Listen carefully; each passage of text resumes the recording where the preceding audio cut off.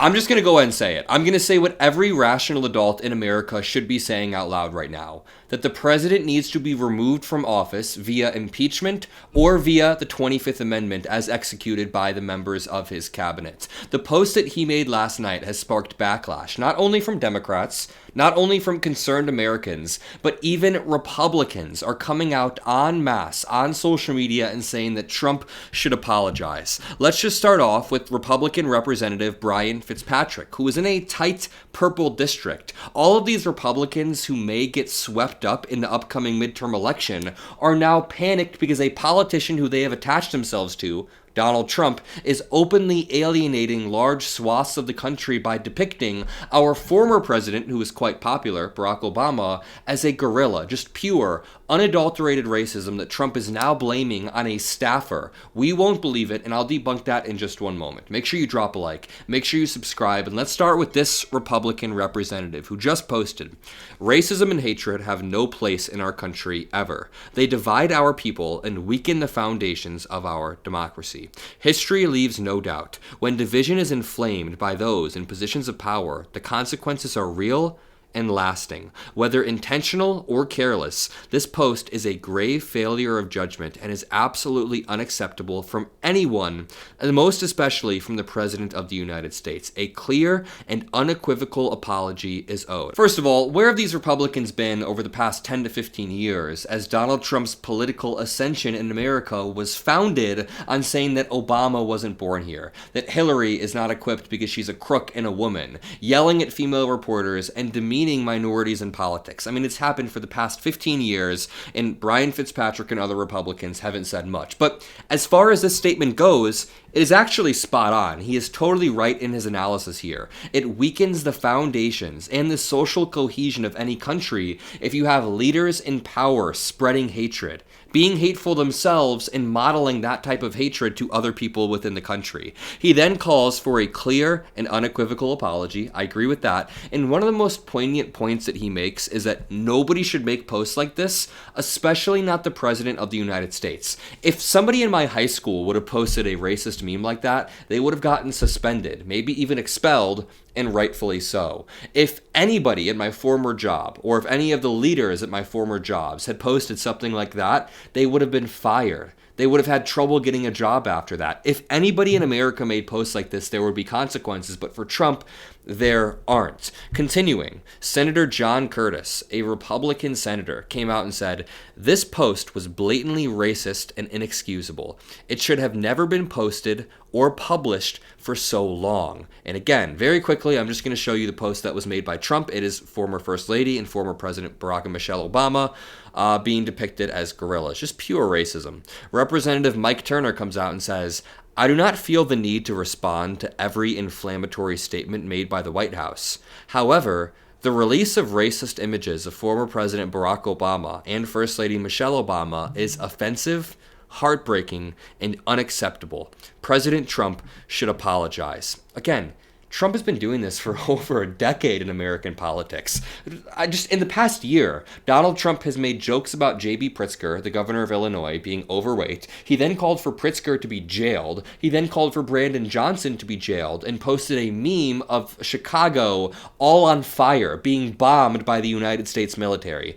That is something that didn't break through to most Americans, but it just sticks in my head so vividly because why is the president calling for the military to bomb the city that I'm living and working in?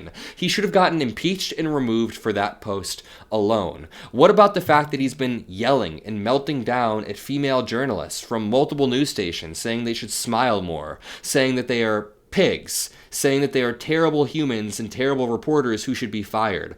What about the post that Donald Trump made appealing to Pam Bondi, asking him to indict 3 people, 2 of those 3 of which were indicted immediately after? Trump has made deranged posts about him pooping on American citizens. He literally did an AI video of him shitting on Harry Sisson, friend of the show, and now Republicans feel the need to speak out. If every single one of these Republicans actually cared about the Constitution and actually cared about the country, they would have spoken out the dozens, hundreds of other times Trump has spoken about Obama in a negative way. Like, Donald Trump posted a video about 6 months back of Obama being shackled up, thrown in a jail cell and rotting away. Of course, this was an AI fake video that someone on his team made, but why is the President of the United States posting AI videos of former presidents being arrested?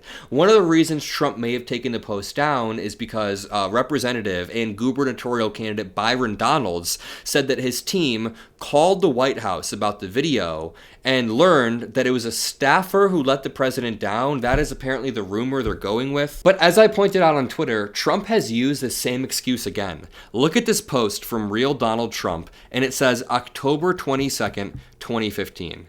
I want you to look at the date on this. It says October 22nd, 2015. Trump posted, "The young intern who accidentally did a retweet apologizes."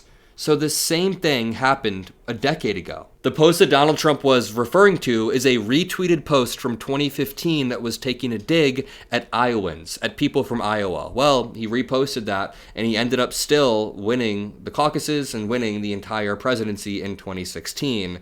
Absolutely absurd. We cannot believe him when he says it was a young staffer this time. You can't use the same excuse twice. Joshua Reed Eagle points out a very, very good point. He says, in the last hour, dozens of Republican lawmakers began to denounce Trump's racist meme. Minutes ago, the White House capitulated and deleted the post. If those same lawmakers showed that level of urgency and moral clarity when it comes to the Constitution and the defense of free and fair elections, the White House would capitulate. It's a good reminder that a return to normalcy only requires a handful of GOP lawmakers to grow a spine. Now, the reason why these GOP lawmakers are so incredibly terrified is because, of course, they are already heading towards a catastrophic midterm for the Republican Party, and Trump isn't making that any better for them. But I want to say, again, when Republicans apply pressure, when the American people apply pressure, the White House folds. Trump has a tendency to chicken out. A few weeks ago, when protests sparked across the country and Donald Trump decided to change leadership,